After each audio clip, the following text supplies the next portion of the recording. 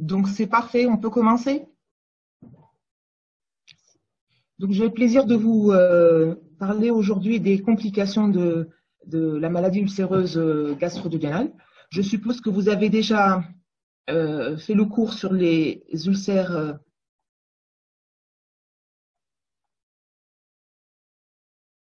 sur la maladie ulcéreuse gastro-duodénale. Eh bien, vous savez que la maladie ulcéreuse gastro-duodénale est une maladie chronique qui évolue par poussée et rémission.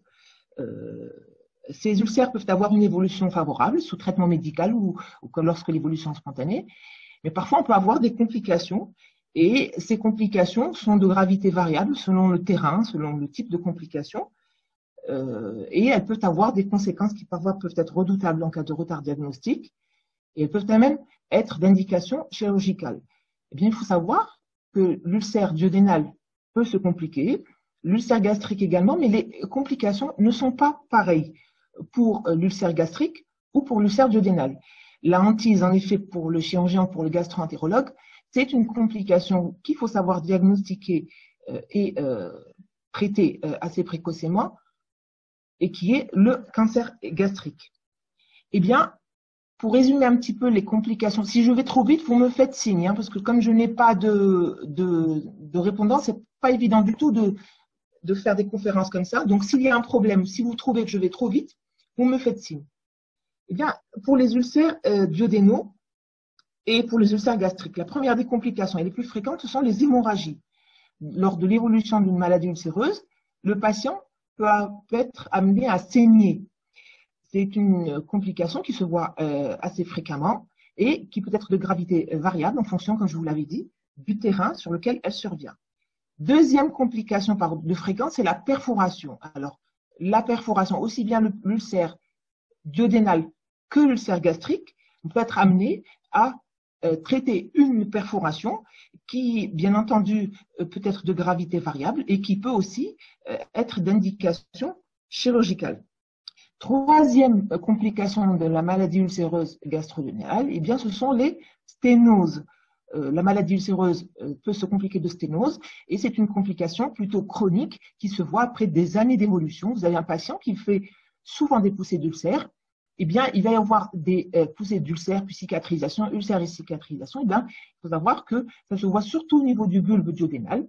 Donc, à la longue, au bout des années, cette sténose peut évoluer vers la fibrose et vous aurez un véritable estomac de stase et, bien entendu, ça se voit aussi après plusieurs poussées et après plusieurs années d'évolution. Quatrième complication, qui elle est spécifique aux ulcères gastriques, eh bien c'est le cancer. Ce n'est pas vraiment une complication, mais il faut savoir que quand vous avez un ulcère gastrique, la hantise, c'est de ne pas passer à côté du diagnostic d'un cancer. D'ailleurs, certains auteurs disent que l'ulcérocancer n'existe pas et qu'en fait une ulcération gastrique est suspecte jusqu'à preuve du contraire. Donc, quand vous faites une endoscopie et que vous trouvez un ulcère gastrique, eh bien, le plus important, c'est de faire de nombreuses endoscopies et de nombreuses biopsies pour ne pas passer à côté d'un cancer. Pourquoi? Parce qu'un véritable cancer peut cicatriser sous traitement médical et vous pourrez passer à côté d'une maladie désastreuse. Donc, la hantise, quand vous avez un ulcère gastrique, est de ne pas passer à côté d'un cancer. Est-ce que vous me suivez? Vous me faites signe si vous me suivez.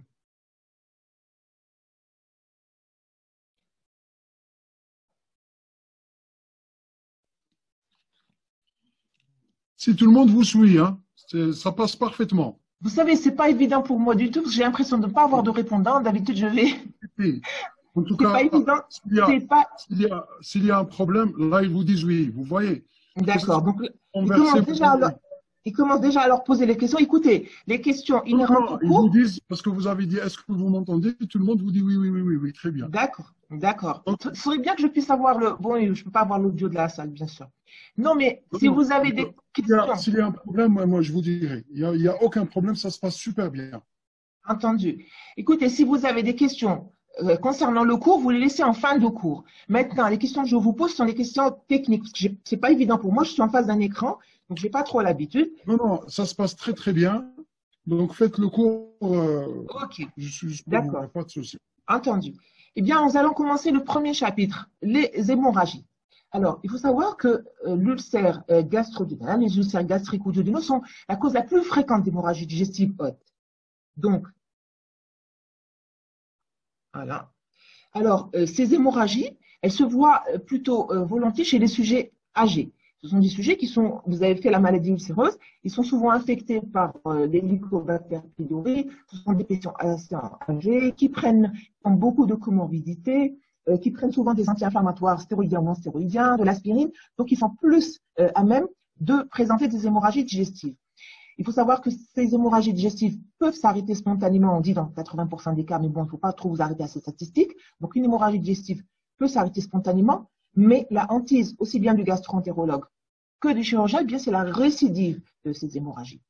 Alors, vous, en tant que médecin généraliste ou gastro-entérologue plus tard, vous avez un certain nombre d'objectifs. Le premier étant de savoir identifier une hémorragie digestive. Eh bien, une hémorragie digestive, en tout cas, pour la maladie ulcéreuse, une hémorragie digestive haute se manifeste par une hématémèse le plus souvent. Vous allez voir pourquoi je vous dis le plus souvent. Une hématémèse, donc vous savez ce que c'est l'émission de sang non aéré par la bouche au cours d'un effort de vomissement. Eh bien, si ce saignement est très important, cette hématémèse peut s'accompagner dans un certain nombre de cas, mais bien entendu, c'est assez rare, de rectorragie à ce moment-là. Comme le point de départ est le tube digestif haut, donc c'est une hémorragie qui survient à partir de l'estomac ou du bulbe duodénal. Donc le plus souvent, le mot de révélation est une hématémèse. Ça, c'est la logique. Mais quand elles sont très, très abondantes et très importantes, vous savez que le sang peut avoir une action laxative, il peut accélérer le transit. Et donc, cette hémorragie digestive haute peut se manifester par une rectorragie. Mais il n'en demeure pas moins que c'est une hémorragie digestive haute. D'accord? Alors, parfois, ça n'est pas une hématémèse, ni moins une rectorragie, mais plutôt un méléna. Donc, c'est l'émission par l'anus, comme vous le savez, de sang digestif qui a été digéré, qui est passé à travers le tube digestif et qui s'extériorise sous forme de sels noirâtres desséchés et qui peut parfois s'accompagner d'anémie. Mais il n'en demeure pas moins que c'est une hémorragie digestive haute. Donc, le point de départ est au-dessus de l'angle de traite. Donc, cette hémorragie digestive est une urgence aussi bien médicale que chirurgicale. Elle est bien entendu médicale, donc c'est le médecin généraliste ou le gastro-entérologue qui va être amené à prendre en charge cette hémorragie digestive. Et secondairement, elle peut devenir chirurgicale. Et actuellement, avec les progrès de la gastro-entérologie, des méthodes interventionnelles, de moins en moins de patients qui saignent de leur ulcère arrivent chez le chirurgien pour une cure chirurgicale. Je vous ai représenté ici l'estomac avec la vascularisation. Il faut savoir que la particularité de l'estomac, c'est que c'est un organe qui est très, très richement vascularisé. Il y a 3 gros pédicules vasculaires et il y a un très large réseau sous-muqueux qui fait que l'estomac est un organe qui est très bien vascularisé, mais aussi qui saigne beaucoup. Alors, pourquoi je vous ai représenté cette vascularisation? Eh bien, parce que la gravité de ces hémorragies digestives va être liée non seulement à la localisation de l'ulcère, mais aussi je vois qu'il y a des questions ici. Les questions, je pense qu'on va les laisser à la fin. Donc, vous avez ici représenté, excusez-moi, l'artère gastro-duodénale, l'artère splénique et l'artère coronaire stomachique. Donc, vous devinez à l'avance pourquoi je vous montre ça, parce que comme vous avez un ulcère qui est proche de la petite courbure, donc qui est en contact avec la coronaire stomachique, ou un ulcère sur la face postérieure de l'estomac qui peut être en contact, qui peut éroder l'artère splénique, ou un ulcère bulbaire postérieur, donc qui peut, comme je vous l'ai représenté, éroder l'artère gastro-duodénale, eh bien, vous aurez des hémorragies digestives par érosion vasculaire. Alors, tout ça m'amène à anticiper les mécanismes des saignements d'un ulcère gastrique ou duodénal. Eh bien, l'importance de ce saignement va dépendre, bien entendu, de l'importance des vaisseaux sanguins. C'est le premier mécanisme qui est le plus, j'allais dire le plus sérieux, le plus grave, c'est l'hémorragie par érosion vasculaire. Donc, vous avez votre ulcère qui va éroder une grosse branche artérielle et qui va donc se déverser. Vous allez voir que je vous ai représenté après des illustrations qui vont vous permettre de mieux comprendre cet état de fait. Donc, vous aurez une hémorragie par érosion vasculaire, elle va éroder le vaisseau et qui va débiter à plein canal dans la lumière gastrique et qui va être à l'origine d'une hémorragie assez importante. Le deuxième mécanisme, c'est l'hémorragie muqueuse ou en nappe. Et à ce moment-là, ça n'est pas une érosion d'un gros vaisseau, mais plutôt des petites artérioles, puisque je vous ai dit que le réseau muqueux est très riche, réseau muqueux. Donc ce sont des hémorragies artériolaires, et ce sont des hémorragies qui sont en nappe et elles sont beaucoup moins graves, j'allais dire, qu'une hémorragie par une érosion vasculaire. Je vous ai représenté des exemples, comme je vous avais montré ici tout à l'heure sur l'illustration. Hein. Vous avez une érosion, par exemple, de l'artère gastro-duodénale pour les ulcères de la face postérieure du bulbe duodénal, une érosion de l'artère coronaire stomachique pour les ulcères de la petite courbure gastrique, ou une érosion de l'artère splénique sur la face postérieure de l'estomac. Je vous ai représenté ici donc une perforation gastrique, une perforation plutôt une ulcération qui va éroder une petite artériole ou une artère et qui va donc être à l'origine d'une hémorragie dans la lumière gastrique qui va s'extérioriser donc sous forme de hématémèse ou si elle est plus grave sous forme de rectorragie ou alors tout simplement sous forme de méléna. Alors, les saignements vasculaires, donc, vous pouvez avoir donc un saignement vasculaire rangé, comme je vous le représentais ici. C'est une illustration que j'ai voulu vous représenter. Vous allez voir, ça c'est l'endoscopiste qui peut voir, vous allez avoir un véritable jet sanguin que le gastro-entérologue va pouvoir voir, hein, et situé aussi pour le chirurgien qui va dans un second temps savoir si l'endroit où il va falloir aller agir, vous allez voir après, je vais vous l'expliquer dans le traitement chirurgical. Le chirurgien a besoin de l'endoscopiste pour localiser le saignement et savoir quel est l'endroit où il va falloir agir pour le traitement, donc une hémorragie, un saignement vasculaire en G. Vous pouvez avoir au contraire un saignement en nappe qui est beaucoup moins grave, mais qui n'en demeure pas moins, qui est aussi peut-être à l'origine d'hémorragies importantes si le traitement n'est pas fait précocement. Alors, faire le diagnostic d'une hémorragie digestive, il faut également apprécier son abondance. Alors, son abondance, il ne faut pas l'évaluer sur ce que vous dit le patient. Les patients, vous savez, ils ont plutôt tendance à exagérer. Il va vous dire, j'ai vomi 1 litre de sang, j'ai beaucoup vomi. En fait, ce n'est pas tant sur les dires, sur ce que le patient rapporte, mais ce sont sur des critères plutôt cliniques. D'accord? Donc, vous avez un patient qui se présente chez vous avec un signe de collapsus, des signes de choc. Il a une soif intense, une polypnée, une tachycardie, un refroidissement des extrémités, des chutes tensionnelles, c'est manifestement les stigmates d'une hémorragie digestive assez grave.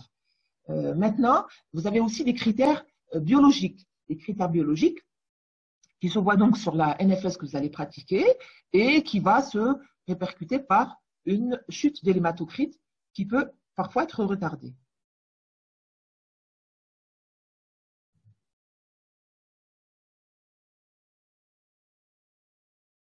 Alors, je vous ai dit, l'endoscopie, qui c'est vous me posez des questions, mais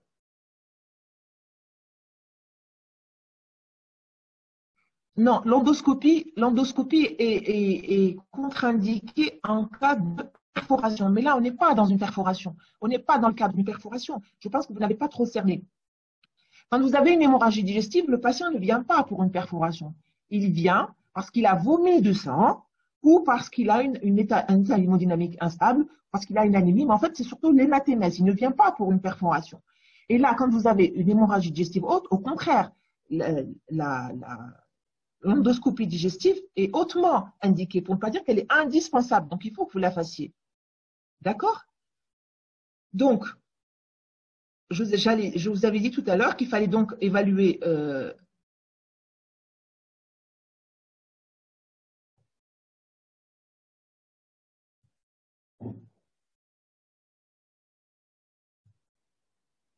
oui, je pense que les questions, vous devriez les laisser à la fin. Je vous fais le cours et les questions, vous les poserez à la fin. Si maintenant, vous avez des questions d'ordre technique, à ce moment-là, oui, vous me faites signe, parce que ce n'est pas évident. Mais sinon, je pense que les questions, on va devoir les laisser à la fin. De toute manière, il y a un polycope qui est très explicite, qui va vous être remis, peut-être dans 2 ou 3 jours, le temps que je vous le prépare. Mais à la fin du cours, vous pouvez poser toutes les questions que vous pourrez. Donc, je vous disais déjà que l'abondance va être évaluée sur des critères cliniques, des critères biologiques, donc c'est la chute de l'hématocrite. Puis il y a aussi un critère évolutif qui est très important. C'est quoi le critère évolutif? Eh bien, le critère évolutif, ce sont le nombre de poches Et le volume de sang que vous allez devoir transfuser pour maintenir un état hémodynamique stable. Donc, à partir d'un certain taux d'hémoglobine, si l'hémoglobine chute en deçà de 6 d'hémoglobine pour un sujet sans TAR ou sans comorbidité, voire même à moins de 7 ou 9 grammes d'hémoglobine dans certaines comorbidités, surtout chez le coronarien, eh bien, vous allez devoir transfuser votre patient. Et si vous allez devoir transfuser une poche pour maintenir un état hémodynamique stable, ce n'est pas comme un patient chez lequel vous allez devoir transfuser 4, 5 à 6 kg globulaires. Donc, c'est le nombre de kilos pour maintenir un état hémodynamique stable qui va être le critère évolutif, un critère évolutif important pour évaluer la gravité d'une hémorragie digestive. Si vous trouvez que je vais trop vite, vous me faites signe. Donc, vous avez fait le diagnostic de l'hémorragie digestive, vous avez un patient qui saigne, un patient qui fait des hématémèses, qui a une hémodynamique instable, qui a une chute de l'hématocrite. Vous allez donc devoir faire un certain nombre de gestes pour faire face à votre hémorragie digestive. Donc, vous allez, bien entendu, évaluer l'état hémodynamique, ça on en a déjà parlé.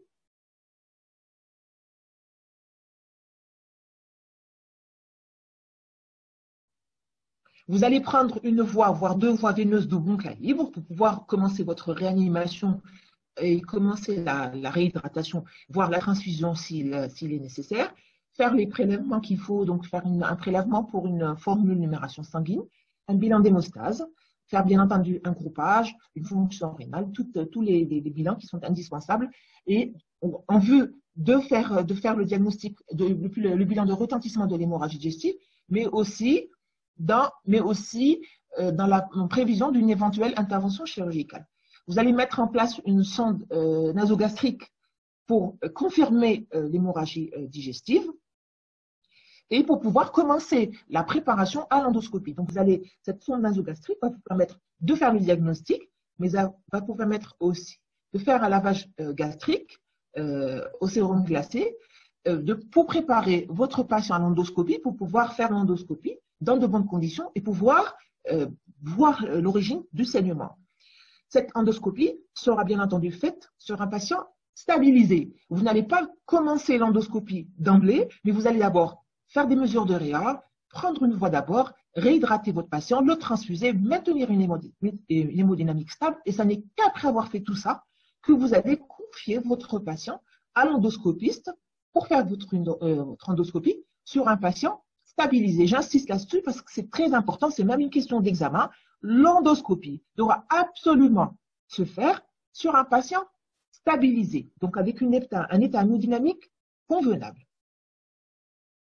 Après, votre endoscopie aura pour objectif, l'objectif va être double, voire triple. Donc, elle aura un objectif, elle aura un but diagnostique, donc elle va permettre de faire le diagnostic de l'hémorragie digestive, localiser le saignement, préciser la cause, c'est un ulcère ou c'est un cancer ou c'est autre chose, le mécanisme du saignement, est-ce que c'est un saignement en nappe, est-ce que c'est un saignement en jet, parce que l'attitude n'est pas pareille. Elle va pouvoir également chercher une lésion associée. Cette endoscopie va pouvoir avoir aussi un objectif pronostic, puisqu'elle va vous permettre de faire une classification que vous connaissez peut-être, la classification de Forest, qui va pouvoir évaluer le risque de récidive d'hémorragie en fonction du type je vous inviterai après à voir cette classification. Vous allez savoir si c'est un saignement actif ou s'il y a des stigmates de saignement. Vous allez trouver des caillots. Est-ce que c'est un caillot mobile? Est-ce que c'est un caillot sanguin ancien? En tout cas, cette classification va pouvoir évaluer le risque de récidive hémorragique. On va la détailler après dans l'intitulé. Alors, je vois qu'il y a des questions. Qu'est-ce que vous me dites? C'est quoi la sonde nasogastrique? Eh bien, la sonde nasogastrique, c'est un tuyau que l'on met dans l'estomac, d'accord, qui va pouvoir aspirer le contenu de l'estomac. C'est un tuyau. Vous avez fait des stages vous n'avez pas fait de stage de médecine? Si, avant le confinement, je suppose que vous avez fait des stages de médecine. Donc, c'est un tuyau qu'on met dans l'estomac pour pouvoir en aspirer le contenu et pour pouvoir injecter des médicaments ou du sérum ou des substances médicamenteuses pour pouvoir traiter l'hémorragie. Si le saignement sanguin est très abondant, est-ce qu'on peut voir une épistaxis? Non, l'épistaxis, c'est autre chose. Écoutez, il faut savoir redéfinir. Chaque mot en médecine a une définition. Une épistaxis, c'est l'émission de sang pas par le tube digestif. L'épistaxis, elle a une origine ORL. Donc, ça n'est pas du tout la même chose. L'hémorragie digestive, c'est du sang qui vient de l'estomac. D'accord? L'hémorragie digestive haute, il vient de l'estomac, donc du tube digestif haut, le bulbe duodénal, en tout cas au-dessus de l'angle de traite, mais l'épistaxis, elle a une origine ORL, pas une origine digestive. Donc, c'est pas pareil du tout.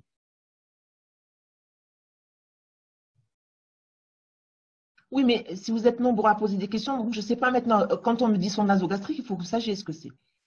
D'accord. Je disais que le troisième objectif de l'endoscopie, c'est, alors, elle a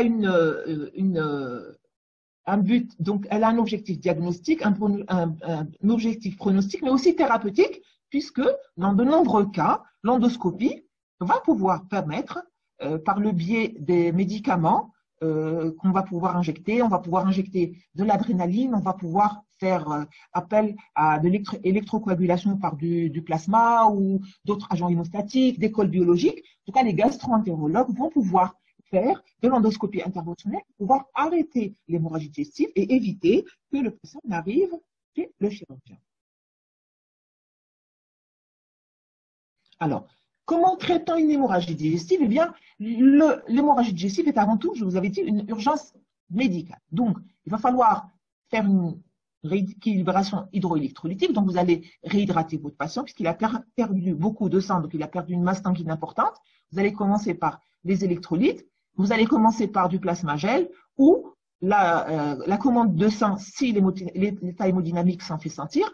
Vous allez donc transfuser si nécessaire. Vous allez commencer rapidement l'administration d'inhibiteurs de la pompe à protons en injection intraveineuse. Et vous allez commencer aussi le traitement de l'éradication qui devra être fait avant même la confirmation qui sera faite après les biopsies. Alors, le traitement médical comprend donc tous les gestes de réanimation. On va faire appel aussi on peut faire appel, donc, comme je vous l'avais expliqué, à des techniques d'injection d'agents hémostatiques, comme les cols biologiques, comme l'adrénaline ou autres agents. On peut même être amené à poser des clips sur les vaisseaux qui saignent, faire de l'électrocoagulation par le plasma argon.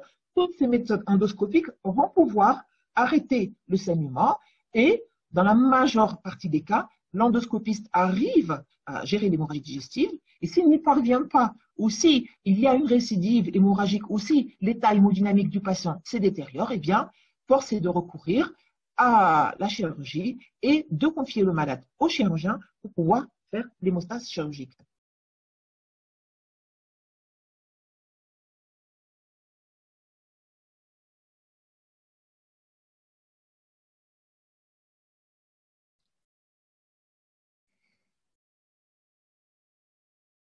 Alors, maintenant, je vous avais dit, le traitement médical, il est de mise, quelle que soit la gravité de l'hémorragie.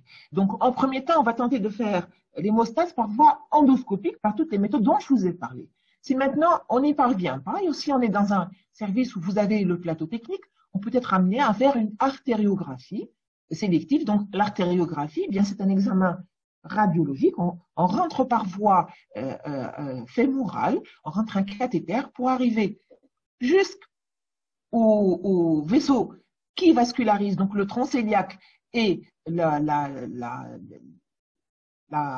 toute la vascularisation de l'estomac pour pouvoir mettre en place des espèces de sortes de cols. En fait, ce sont des petits clips ou comme des espèces de billes qui vont permettre de faire de l'embolisation, donc pour pouvoir coaguler les vaisseaux par voie radiologique. Donc l'artériographie sélective et l'embolisation sont des techniques de radiologie interventionnelle qui vont pouvoir, à travers un cathéter introduit par l'artère fémorale, d'arriver jusqu'au vaisseau dont je vous ai parlé tout à l'heure, donc l'artère splénique, l'artère l'artère coronaire stomachique ou l'artère gastro-duodénale. Ce sont les principales artères qui vascularisent l'estomac. Et donc, on va pouvoir arriver jusqu'à ces artères, injecter des produits ou des espèces de...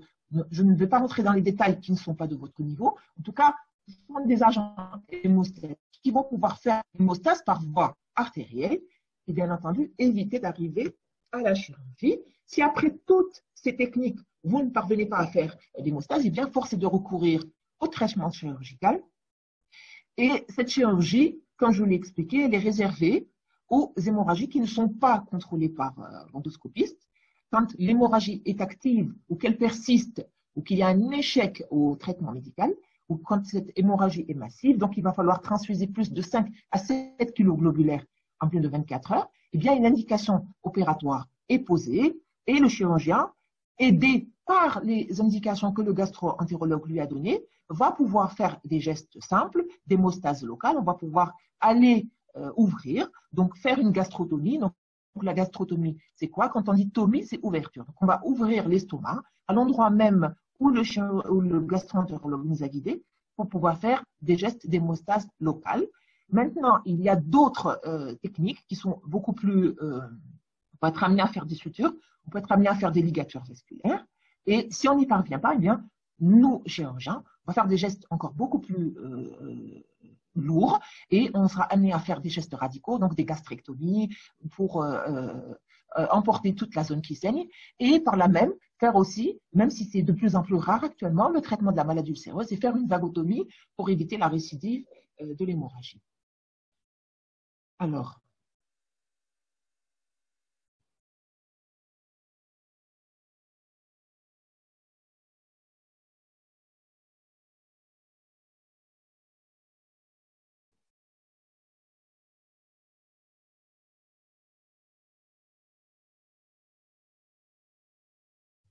donc, je vous ai représenté ici quelques illustrations, juste pour que vous compreniez. Alors, vous avez votre endoscope, le canal opérateur de l'endoscope va pouvoir donc voir l'endroit qui saigne et à travers ce canal opérateur, pouvoir faire des gestes d'hémostase locale, donc injection d'adrénaline, injection d'agents hémostatiques.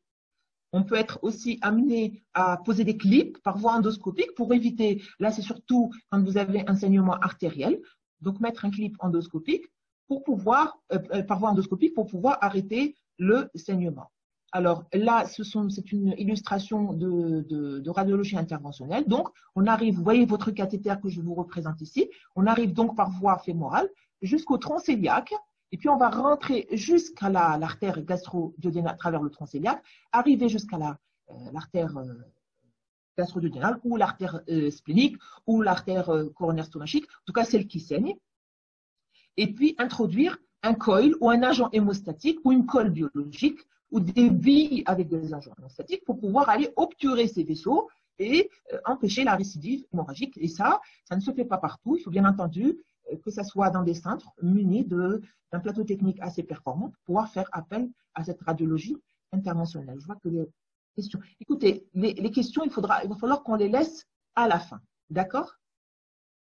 Alors, maintenant, là, je vous ai représenté ici donc une illustration. Vous avez un patient qui saigne, vous avez tenté de faire l'hémostase par voie endoscopique.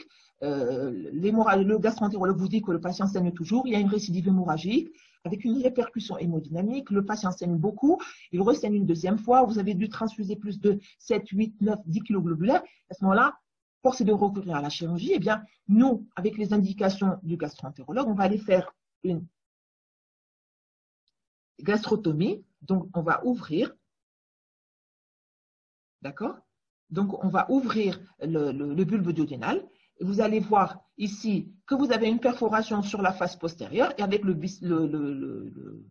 porte-aiguille, on va essayer de faire l'hémostase directement, on va faire des points en X pour pouvoir arrêter le saignement, d'accord? Si on ne peut pas arrêter le saignement en faisant des points en X directement, eh bien, on peut être amené à lier cette artère gastro-duodénale, même si cette technique se fait de moins en moins parce qu'elle va avoir des répercussions assez lourdes sur la vascularisation du duodénum, mais parfois on peut être amené à lier ce vaisseau, ce gros vaisseau qui est derrière le duodénum, pour éviter la récidive hémorragique.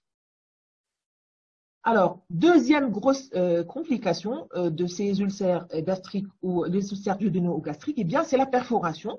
Cette perforation est moins fréquente que les hémorragies, mais elle survient quand même chez 5 à 10% des patients qui présentent un ulcère, une maladie ulcéreuse. Et il faut savoir que dans un quart des cas, cette perforation est inaugurale. Qu'est-ce que ça veut dire inaugurale? C'est que vous avez un patient qui n'a aucun antécédent d'ulcère, ou alors il est peut-être porteur d'un ulcère, il ne le sait pas, ou peut-être a posteriori, quand vous allez l'interroger, il vous dit oui, de temps à autre, je faisais des épigastralgies, ou alors il va vous dire oui, je suis suivi pour un ulcère. Parfois, le patient ne sait même pas qu'il est porteur d'un ulcère, et il vient dans un tableau de péritonite avec une contracture, une douleur épigastrique d'apparition brutale, et il fait sa perforation sans même savoir qu'il était porteur d'un ulcère. Donc, dans 25% des cas, une perforation peut être inaugurale de la maladie ulcéreuse. Cette perforation est beaucoup plus fréquente. Pendant le mois de carême. Eh bien, le jeûne favorise les perforations. Et nous, chirurgiens, quand on était jeunes résidents, on était contents. Pendant le mois de carême, on était plutôt contents. On savait qu'on allait avoir au moins 1 à 2 perforations pendant la garde, puisque c'est beaucoup plus fréquent pendant le mois de carême, puisque le jeûne favorise les perforations, surtout chez les sujets jeunes. Alors, il y a des facteurs favorisants, bien entendu, qui sont les médicaments gastrotoxiques, le tabac, sont des facteurs favorisants. La perforation se voit, contrairement aux hémorragies digestives qui se voient surtout chez les sujets âgés, eh bien, la perforation bulbaire se voit essentiellement chez les hommes jeunes. Donc, c'est surtout une complication du sujet jeune. Cette perforation, eh bien, elle peut se voir sur les différentes faces de l'estomac. Vous vous souvenez, tout à l'heure, je vous avais représenté une illustration de la paroi gastrique et du bulbe. Eh bien, elle peut se faire en péritoine libre ou alors en péritoine bouchée. Donc, on peut avoir une perforation en péritoine libre ou une perforation bouchée. Eh bien, c'est quoi une péritoine libre ou en perforation bouchée? Eh bien, une perforation sur la face antérieure de l'estomac ou sur la face antérieure du bulbe va se faire dans la grande cavité abdominale. Donc, vous allez avoir un trou sur la face antérieure de l'estomac ou du duodénum. Donc, vous allez avoir une péritonite. Si maintenant cette perforation se fait sur la face postérieure du bulbe duodénal, ou alors si elle se fait sur une paroi gastrique, sur une partie de l'estomac qui est recouverte par le foie, ou sur la paroi postérieure de l'estomac recouverte par le pancréas, eh bien, le foie ou le pancréas va boucher cette perforation, et donc vous allez avoir une perforation bouchée dont le diagnostic est beaucoup plus difficile. Ce sont des patients qui viennent assez tardivement dans un stade d'abcès et pas au stade de péritonite, et donc vous allez avoir des tableaux différents, mais il faut savoir que la perforation en péritoine libre est beaucoup plus fréquente que la perforation bouchée.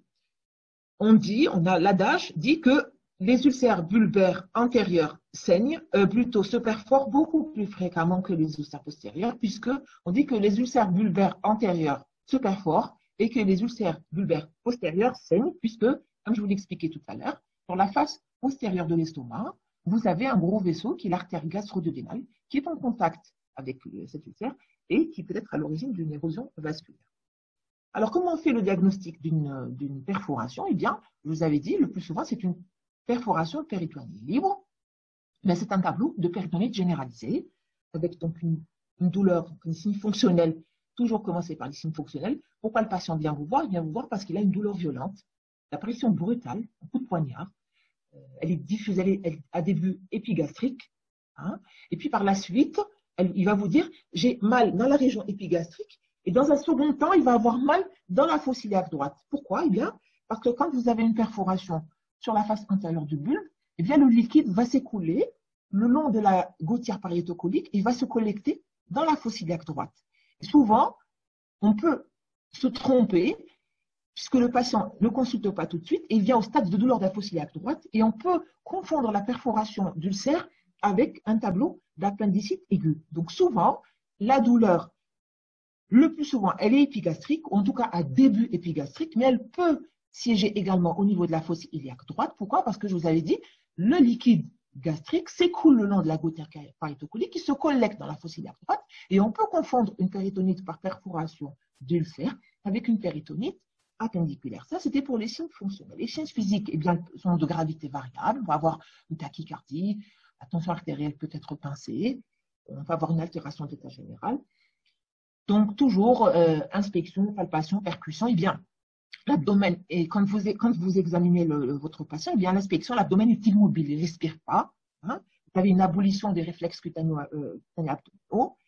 Il existe, quand vous palpez, une défense généralisée qui peut très rapidement se transformer en une contracture abdominale, une contracture musculaire qui réalise le ventre de bois. Donc, vous allez, chez les patients qui ont une bonne musculature, voir la tablette de chocolat et vous allez voir le relief des muscles sur la paroi abdominale. Si vous percutez, bon, ça, on peut le faire, mais même si c'est un signe qui n'est pas fréquent, vous allez avoir la classique disparition de la matité préhépatique. Donc, c'est quoi cette disparition de la matité préhépatique? Lorsque vous avez une perforation, vous avez de l'air qui va sortir de l'estomac. Eh bien, en position couchée, comme l'air est plus léger, donc il va se retrouver s'interposer entre le foie et la paroi. Et du coup, quand vous allez percuter à droite, vous n'aurez plus la matité hépatique, mais à la place, vous aurez une sorte d'un tympanisme parce qu'il y a une interposition d'air à ce niveau-là. Et donc, vous avez la classique disparition de la matité préhépatique. Bien entendu, si vous faites un toucher rectal, vous allez avoir une douleur au toucher rectal, vous allez avoir beaucoup de liquide dans le cul-de-sac de Douglas. Alors,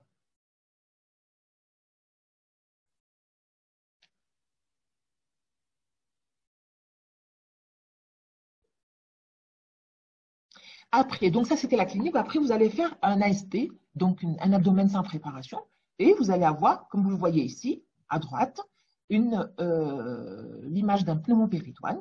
Alors, ce pneumopéritoine, il faut savoir deux choses. Il faut savoir qu'il n'est présent que dans 40 à 60% des cas. Donc, dans près de 40% des cas, il peut être absent. Et est-ce que son absence infirme le diagnostic? Eh bien, pas du tout. Donc, même si vous n'avez pas de pneumopéritoine sur l'ASP, eh bien, cela n'écarte pas le diagnostic de péritonite par perforation d'ulcère. N'allez pas dire l'ASP est normal pour qu'il n'a pas perforé. Pas du tout, puisque ce pneumopéritoine peut être absent dans 40% des cas. Alors, quand vous l'avez à droite, en général, le diagnostic est assez facile, mais quand vous l'avez à gauche, ne le confondez pas avec la poche à air gastrique, puisque la poche à air gastrique, vous avez toujours une limite horizontale. Alors que le pneumopéritoine, lui, il suit la convexité, parce que c'est de l'air qui est en dehors du tube digestif. Donc, vous avez un croissant, d'accord? Il est sous forme de croissant, et il va épouser la forme de la coupote diaphragmatique. Je vous ai dit à droite, donc le problème ne se pose pas. À gauche, ne le confondez pas avec la poche à air gastrique, puisque elle, sa limite est horizontale, alors que le croissant est plutôt sous forme de croissant, donc une limite concave vers le haut. Et donc, l'absence du pneumopéritoine, retenez ça, c'est très important. C'est également une question qui peut tomber à l'examen. L'absence de pneumopéritoine ne vous écarte pas le diagnostic, n'exclut pas le diagnostic de péritonite par perforation d'ulcère. Alors, maintenant, il y a des diagnostics différentiels. Je vous avais dit tout à l'heure la péritonite appendiculaire. Alors, j'allais dire, c'est pas que c'est pas important. Si on confond une péritonite par perforation d'ulcère avec une péritonite appendiculaire, c'est pas bien grave. C'est pas que c'est pas bien grave. C'est pas bien grave puisque de toute façon, on a posé le diagnostic de péritonite. Donc, le patient va arriver chez le chirurgien et le chirurgien, lui, va faire une incision qui va être adaptée à la péritonite. Il va tout au début ouvrir autour de l'ombilic et il va s'agrandir vers le haut. Donc, il va ouvrir vers le haut pour aborder l'estomac ou vers le bas pour aborder l'appendice en fonction du diagnostic qu'il va trouver en péropératoire. Donc, on peut confondre une péritonite par perforation d'ulcère avec une péritonite appendiculaire, mais ça n'est pas vraiment un problème puisque les deux vont aboutir à une indication chirurgicale. On peut confondre une péritonite par perforation d'ulcère avec une pancréatite aiguë. Et là, à ce moment-là, c'est la biologie qui va permettre de faire le diagnostic. Et bien entendu, on va confirmer ce diagnostic par une TDM abdominale. On peut confondre une péritonite par perforation d'ulcère avec une symptomatologie biliaire ou une symptomatologie colique. Et c'est l'échographie dans un cas où les tests diagnostiques ou les coloscopies secondairement. En tous les cas, la clinique d'une péritonite par perforation d'ulcère. Si même au début, vous n'arrivez pas à faire le diagnostic, c'est l'évolution qui va vous permettre de faire le diagnostic. Et si vous avez un doute, vous pouvez toujours vous aider d'examens complémentaires. Si vous avez un doute par rapport à une pathologie biliaire, bien vous allez demander une échographie abdominale. Si vous avez un doute par rapport à une pancréatite aiguë, vous allez demander une biologie et une TDM abdominale. Donc, Là, je vous ai représenté donc une perforation d'ulcère. Donc, vous avez une perforation sur la face antérieure qui va se compliquer de péritonite puisqu'elle est en péritoine libre. Et ici, je vous ai représenté une image péropératoire d'un patient que nous avons opéré. Et c'est là que vous voyez, c'est la perforation. Je ne sais pas si vous arrivez à la voir. C'est une perforation sur la face postérieure de l'estomac qui était à l'origine d'une péritonite généralisée et que nous avons traitée par une suture.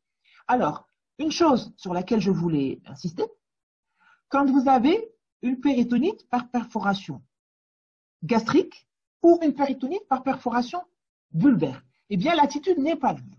Si vous avez, je m'explique, si vous avez, je vous ai dit tout à l'heure, quand vous avez un ulcère gastrique, ayez toujours en arrière-pensée le cancer gastrique. Il faut être sûr qu'une ulcération gastrique n'est pas un cancer. Donc, quand nous, chirurgiens, on opère un patient parce qu'il a un tableau de péritonite, il vient pour une contracture généralisée, je fais un ASP, je retrouve un pneumo péritoine, je l'ouvre et je trouve une perforation bulbaire, donc du bulbe duodénal. Eh bien là, le traitement va être simple. On va juste faire une suture, on ne peut pas traiter la complication.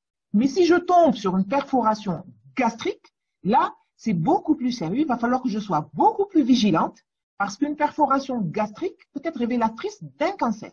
Et là, on va bien entendu faire de nombreuses biopsies pendant l'intervention. On va biopsier tout autour de cette perforation. On va la suturer. On va éviter de faire une gastrectomie parce qu'on évite, nous chirurgiens, de faire des gestes d'exérèse très étendus sur une péritonite. On ne peut pas suturer, on ne peut pas couper de l'estomac et suturer quand il y a du pus, quand il y a des péritonites. Donc, on va juste traiter la complication et ne pas oublier de faire de nombreuses biopsies, de très nombreuses biopsies sur une perforation gastrique et non pas duodénale, pour ne pas passer à côté d'un cancer. Alors, ici, je vous ai représenté une perforation postérieure bouchée, donc c'est une perforation du bulbe duodénal, plutôt une perforation prépylorique sur la face postérieure de l'estomac, bouchée par le pancréas. Et donc, elle peut ne pas se traduire par une péritonite, mais plutôt par un tableau d'abcès ou de douleur. Et le diagnostic peut être beaucoup plus tardif que la péritonite par perforation en péritoine libre. Alors, comment traitons une perforation? Eh bien, alors, si cette perforation, elle est survenue sur un estomac qui était vide, d'accord? Alors, je vais vous expliquer. Vous avez un patient qui vient pour une perforation, une péritonite, une contracture, une douleur, j'ai fait mon diagnostic, j'ai fait mon ASP, j'ai une perforation, j'ai un pneumo péritone, j'ai fait mon diagnostic. Eh bien, je vais commencer par mettre une sonde nasogastrique pour aspirer tout le contenu de l'estomac. Pourquoi on fait ça? Eh bien, s'il y a un trou dans l'estomac et que l'estomac est plein de liquide, eh bien, moi, je vais l'aspirer pour empêcher le passage de ce liquide dans le péritoine et empêcher d'entretenir ma péritonite. Donc, je vais aspirer mon estomac. Je vais bien entendu réhydrater et mettre des électrolytes pour pouvoir réhydrater mon patient. On va commencer une antibiothérapie par voie, je ne l'ai pas représenté ici, excusez-moi, c'est un oubli. Si, je l'ai mis. Alors, donc, une antibiothérapie dirigée contre les germes anaérobies, aérobies, puisqu'on est dans le tube digestif. Commencer les antisécrétoires par voie veineuse et voir l'évolution. Eh bien, dans certains cas, ça n'arrive pas souvent, mais ça peut arriver, eh bien, ce traitement conservateur peut suffire et le patient peut évoluer favorablement et on peut éviter l'indication chirurgicale. On peut éviter. Eh bien, il y a des conditions, vous n'êtes pas obligé de les connaître, mais les chirurgiens doivent les connaître. Si on est sûr du diagnostic, on est sûr que ce n'est pas autre chose, on est sûr que ce n'est pas une péritonite appendiculaire, on est sûr que ça n'est pas une pancréatite, on est sûr que ce n'est pas ci, que ce n'est pas ça, que ce n'est pas un cancer gastrique. Eh bien, on peut tenter ce traitement et ça s'appelle la technique, la méthode de Taylor. Pas la technique de Taylor, ne confondez pas, mais c'est la méthode de Taylor.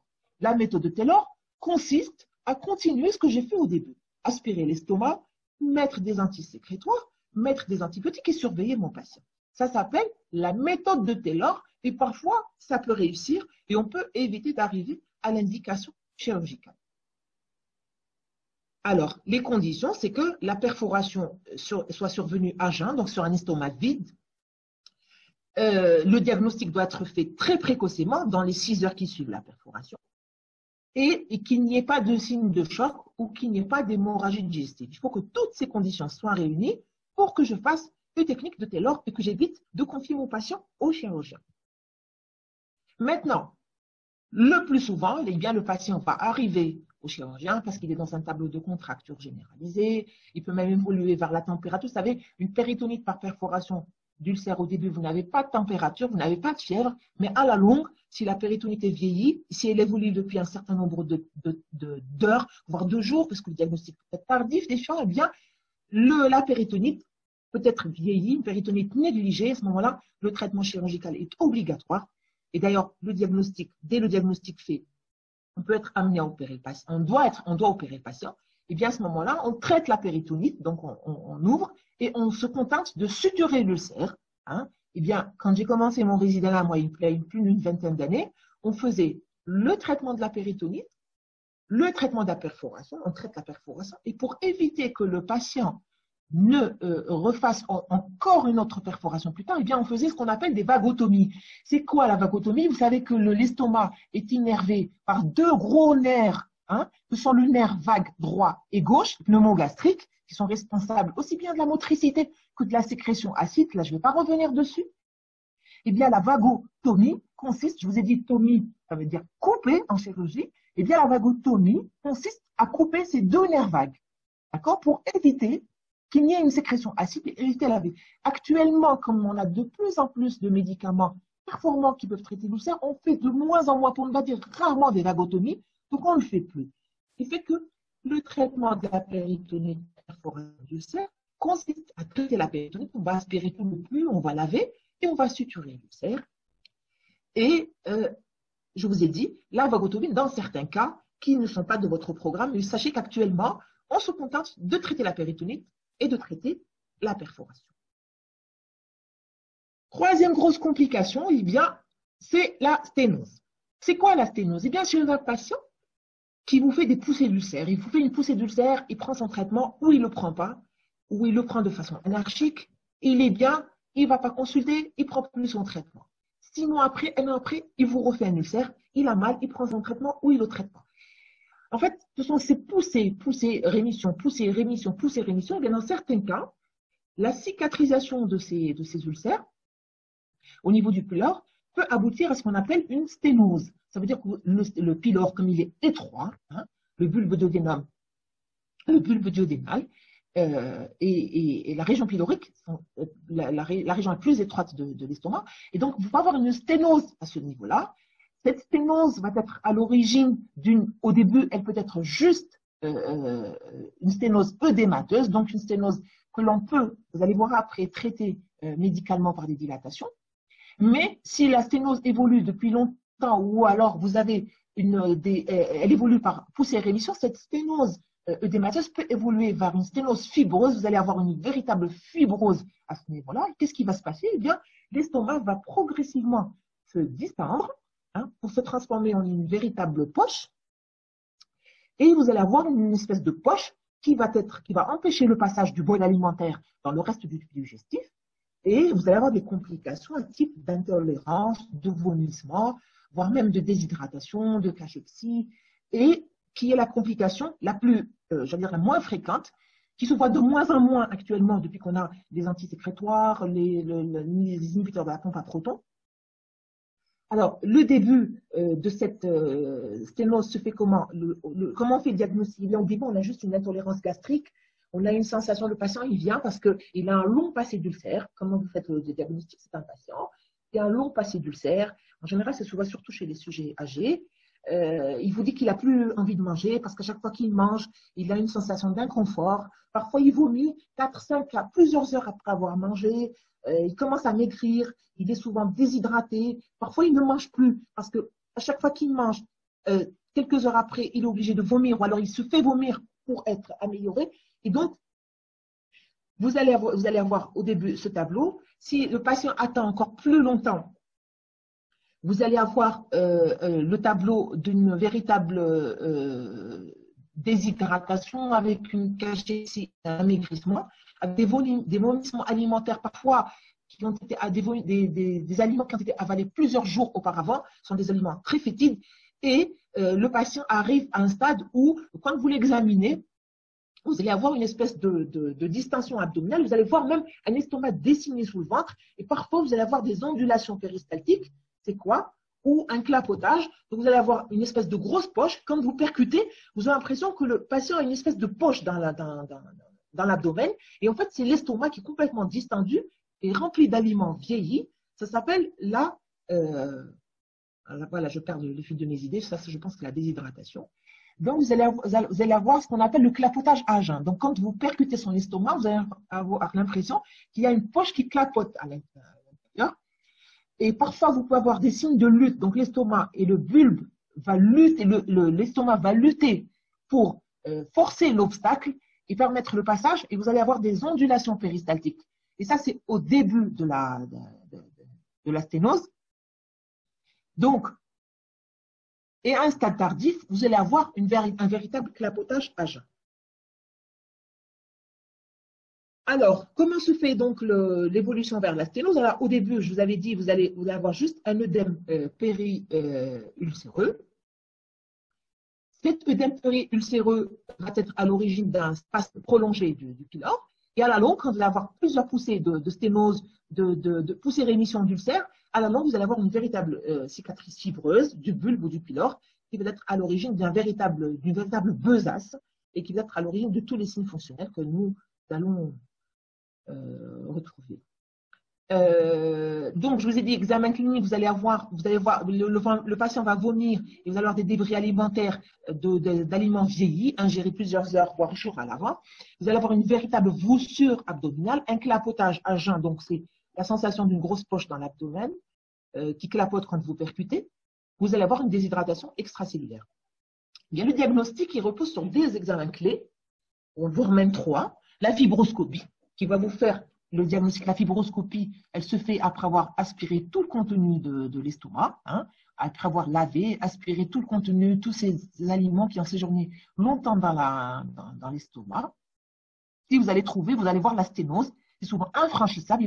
L'endoscopiste va vous dire que je n'arrive pas du tout à arriver au niveau du bulbe duodénal, je ne vois pas du tout le bulbe, et il y a une sténose à ce niveau-là, et je ne peux pas la franchir.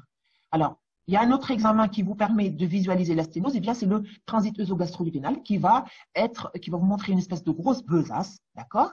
Et vous allez pouvoir, avec le radiologue, suivre en scopie. C'est quoi la scopie? Vous allez faire ingérer au patient un produit de contraste et vous allez suivre la progression de ce produit de contraste en scopie et vous allez voir qu'il va stagner dans l'estomac et qu'il ne va pas du tout passer dans le duodénum. Et dans des stades très avancés, l'estomac est tellement distendu qu'il va arriver jusqu'au pelvis. Alors, on peut être amené à faire une TDM abdominale, un scanner abdominal aussi, avec ingestion, pas injection, ingestion. Ça veut dire qu'on va faire avaler au patient du produit de contraste et on va faire des coupes TDM.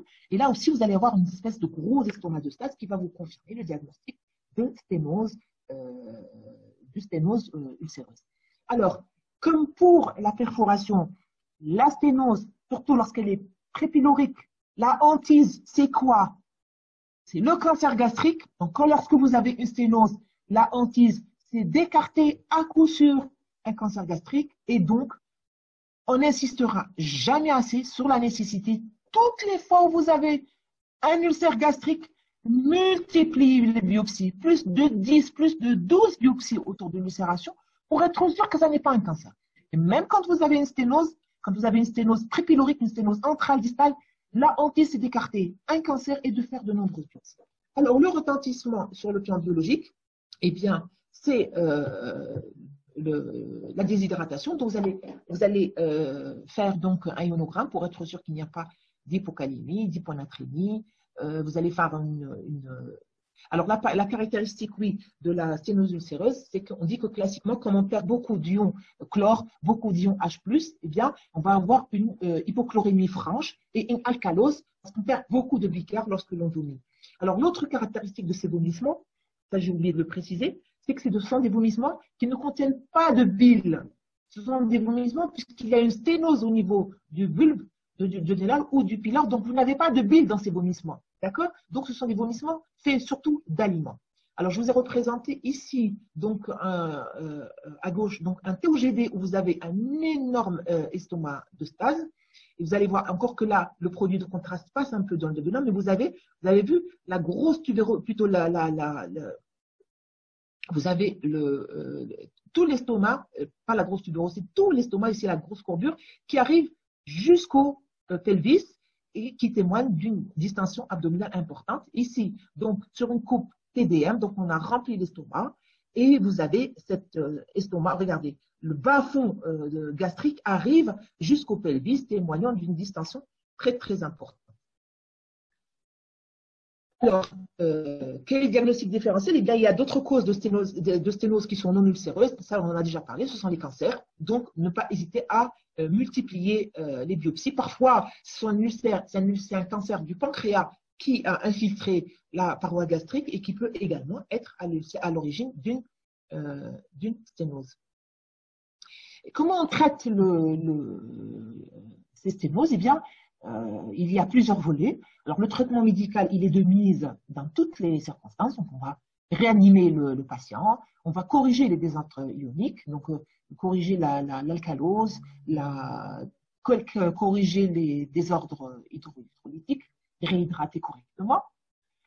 On va toujours tenter une dilatation endoscopique par les gastro-entérologues qui permet le plus souvent de lever l'obstacle, surtout lorsque la sténose est au stade d'œdème au début. Donc, le gastro-entérologue arrive à dilater le patient et de lui éviter la chirurgie. Maintenant, lorsque on ne parvient pas à dilater cette sténose, eh bien, force est de recourir à la chirurgie. Eh bien, le chirurgien, qu'est-ce qu'il va faire? Ça n'est pas de votre programme, mais c'est bien de savoir. Eh bien, c'est comme c'est au niveau du pylore, eh bien, on va faire une pyloroplastie. Ça veut dire qu'on va inciser le pylore dans un sens, on va le couper le pylore, et on va faire une plastie pour pouvoir l'élargir. Parfois, l'estomac est tellement distendu, il est tellement gros, tellement distendu que ça ne suffit pas d'aller faire une pyloroplastie. On est obligé de couper une partie de l'estomac et on va réaliser une entrectomie. Quand on dit ectomie, c'est pas comme tomie. Tomie, c'est couper, mais ectomie, c'est tomie, c'est inciser. Ectomie, c'est couper, enlever. Donc, on dit entrectomie, ça veut dire qu'on va enlever l'antre gastrique. Donc, on va réduire la capacité de l'estomac et couper une partie de l'estomac pour pouvoir traiter cette sténose. Parfois, plutôt que de couper l'estomac, eh bien, on va court-circuiter, on va juste anastomoser l'estomac à l'intestin. Je vais vous montrer des images qui vont vous permettre de mieux comprendre ce que je suis en train de dire. Donc là, tout à l'heure, j'avais parlé de vagotomie. Ce sont les deux nerfs vagues. Donc voilà, la vagotomie consiste à couper ces deux nerfs. La gastro-entéro-anastomose, c'est quoi? Donc on a une sténose à ce niveau-là. Plutôt que de couper l'estomac, eh bien, je vais court-circuiter. Voilà. C'est bouché au niveau de l'autoroute, je ne sais pas, est-ouest. Je ne peux pas passer par ici. Eh bien, je vais prendre un raccourci. Donc, je vais anastomoser mon estomac avec l'intestin et en réalisant une gastro-entéro-anastomose. Donc, on va faire communiquer l'estomac avec l'intestin pour court-circuiter cette sténose. Voilà, ça, ce sont des images représentant donc une dilatation endoscopique. Ça, c'est de l'apanage des gastro-entérologues.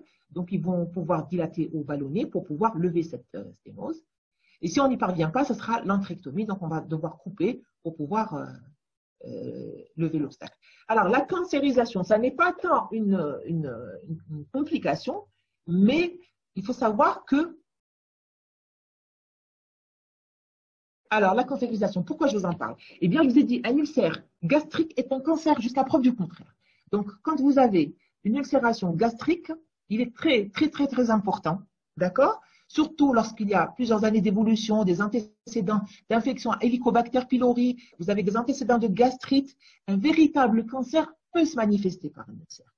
Donc, quand vous avez une ulcération gastrique, il est très important, je n'insisterai jamais assez là-dessus, de faire plusieurs biopsies autour pour pouvoir éliminer de façon formelle un cancer.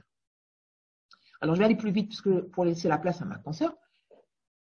Donc, même s'il cicatrise sous traitement médical, vous allez devoir faire une endoscopie plus tard pour répéter les biopsies et pour pouvoir être sûr que vous n'êtes pas passé à côté d'un cancer. Le traitement du cancer est bien entendu chirurgical. Donc ce sont des gastrectomies plus ou moins étendues en fonction de la localisation et du stade. Alors, Alors, pourquoi je vous dis ça? C'est que même si vous avez une perforation gastrique, comme je vous en ai parlé tout à l'heure, il est très important en opératoire de faire de nombreuses biopsies sur les berges de la perforation pour ne pas passer à côté d'un cancer. Alors, je ne sais pas si j'ai été trop vite, j'ai l'impression de m'être parlé à moi-même. Donc, je vais essayer de voir s'il y a des questions. Alors, oula, il y en a plein. 38 questions, c'est un peu trop. Je vais essayer d'en sélectionner quelques-unes. Donc, ça, voilà. Docteur Yahya Msaoud, Oui, oui. bon, tu as le temps, hein, donc le deuxième cours, il est programmé à 14h30, donc tu peux prendre un peu de temps pour répondre aux questions des Ah, étudiants. super, je pensais que j'avais 1 heure, là, je pensais pas, sinon j'aurais parlé moins vite que ça. Non, معليش, c'est pas grave. Bon, c'était clair, hein, je pense que c'était clair. Bah, je sais pas, hein, mais j'ai pas l'impression d'avoir. Bon, écoutez, alors, je vais essayer de répondre aux questions. Qu'est-ce qu'ils ont dit? Mieux vaut les questions, laisser les questions à la fin. C'est quoi une sonde nasogastrique? J'ai répondu. Si le saignement est très abondant, est-ce qu'on peut voir un épistaxis? Je vous ai dit épistaxis.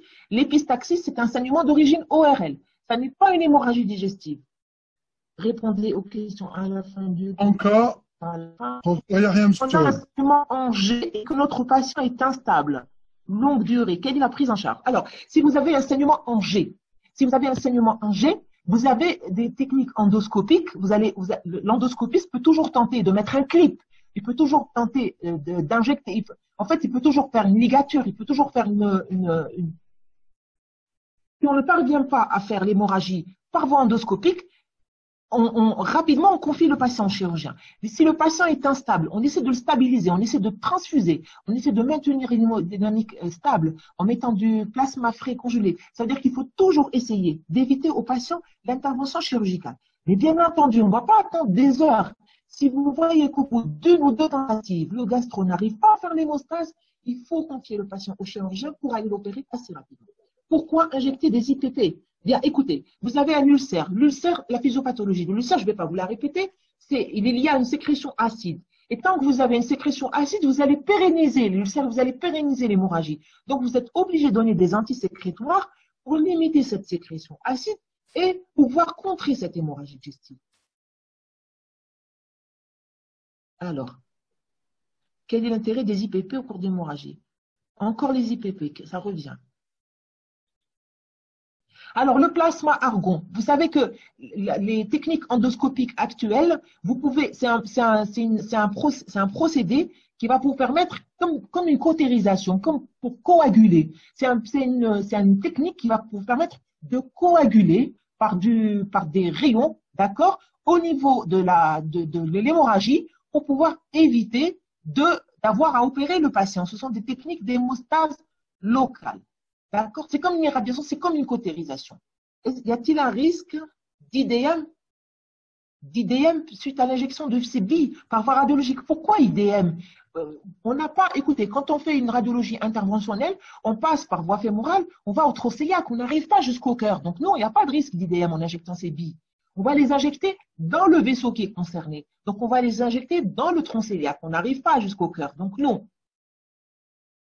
Alors, c'est quoi la vagotomie? La vagotomie consiste à couper. Tomie, c'est couper les nerfs vagues. Les nerfs vagues sont responsables de l'innervation de l'estomac, de la sécrétion acide. Donc, la vagotomie consiste à couper les nerfs vagues pour empêcher la sécrétion acide. Si le patient est sous anticoagulant,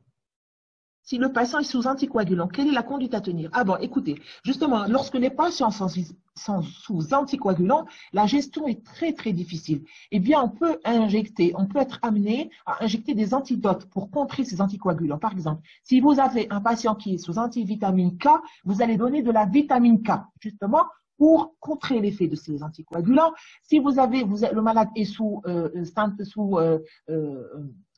l'Ovenox ou sous un autre anticoagulant, vous allez arrêter les anticoagulants. S'il est sous antiagrégant, vous allez arrêter les antiagrégants, d'accord, pour pouvoir faire votre hémostase assez rapidement, surtout si le patient doit être opéré. Maintenant, il y a des anticoagulants qui sont autorisés en cas de chirurgie. Donc, dans la majorité des cas, arrêtez les anticoagulants, donnez des antidotes de ces anticoagulants, surtout si le patient doit être opéré. Très bien, ça c'est une bonne question. On me dit, l'embolisation via l'artériographie, la zone irriguée par l'artère embolisée ne risque pas, elle, d'être dévascularisée. C'est une très bonne question, bravo. Je vous ai dit tout à l'heure que la particularité de l'estomac, c'est que c'est un organe qui est très, très vascularisé.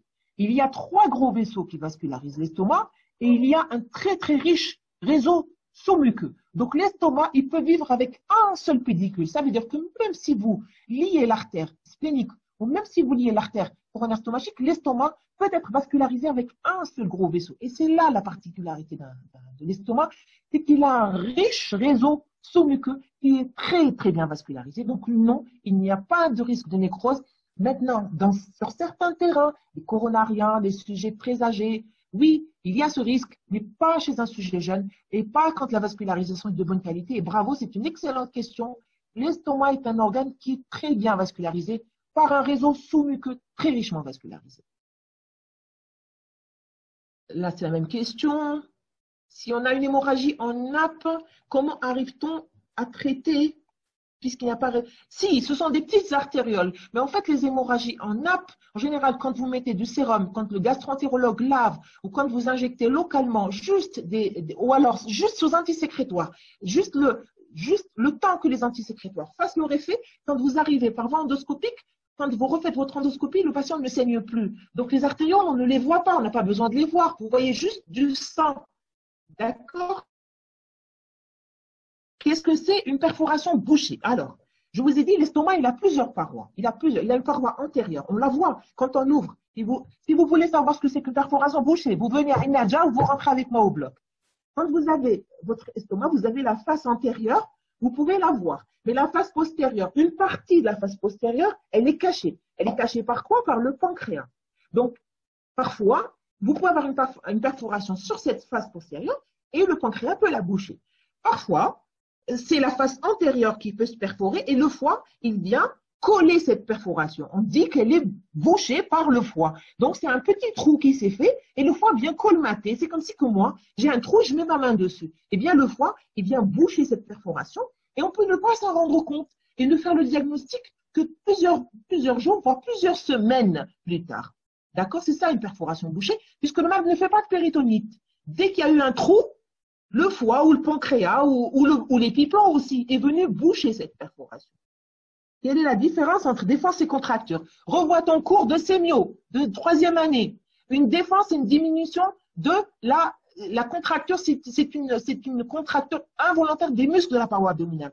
La défense, c'est juste une diminution de la souplesse de la paroi abdominale. Ça n'est pas la même chose, il faut revoir vos cours de sémio. Alors, comment différencier entre la perforation et l'appendicite aiguë? Non. Je vous ai dit, quand vous avez une perforation, une péritonite par perforation, on peut se tromper, mais à la limite, ce n'est pas très très grave. Mais l'important, c'est que vous fassiez le diagnostic de péritonite. On peut confondre une péritonite par perforation d'ulcère avec une péritonite appliquée. Moi, en tant que chirurgien, j'ai souvent confondu. Je pensais partir pour une perforation d'ulcère et je tombe sur une péritonite appendiculaire. Mais l'important, c'est de faire le diagnostic et de confier le patient au gastro.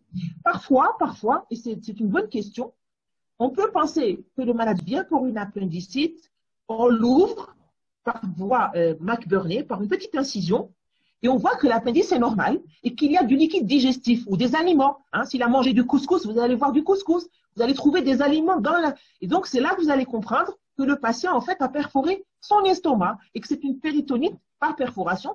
Qu'est-ce que vous allez faire? Vous allez refermer le McBurney, on va inciser par voie médiane pour pouvoir traiter la péritonite. Donc oui, on peut confondre une péritonite par perforation du sein. L'important, c'est de s'en rendre compte et de rectifier le tir. Devant un ASP, un pneumopéritoine, si on a un ASP ou un pneumopéritoine, est-ce qu'on est dans une forme avancée? Non, pas du tout, pas du tout, pas du tout. Parfois, on a un pneumopéritoine et on peut faire une technique de Taylor. Ça veut dire que même si on a un pneumopéritoine, il y a de l'air qui est sorti, mais ça ne veut pas dire que le liquide est sorti. Donc non, l'importance de nos pneumopéritoines, n'est pas corrélé à la gravité de la péritonite. Donc non, s'il y a un pneumopéritoine, parfois on n'a pas de pneumopéritoine et c'est une péritonite qui est très grave. Et parfois le pneumopéritoine est très gros et c'est une toute petite péritonite. Est-ce qu'il existe un risque de pullulation bactérienne suite? Oui, oui. Écoutez, dans le tube digestif, plus vous descendez distalement, plus importante sera le nombre de germes. Dans l'estomac, on a très peu de germes, on n'en a pas, d'accord? Puisqu'il y a une acidité gastrique qui fait qu'on n'a pas beaucoup de bactéries. Mais il y a un risque de pullulation microbienne, il y a toujours une pullulation microbienne. Mais si vous avez une perforation colique, c'est bien entendu plus grave qu'une perforation gastrique. Mais vous avez toujours une pullulation microbienne avec un risque de péritonite.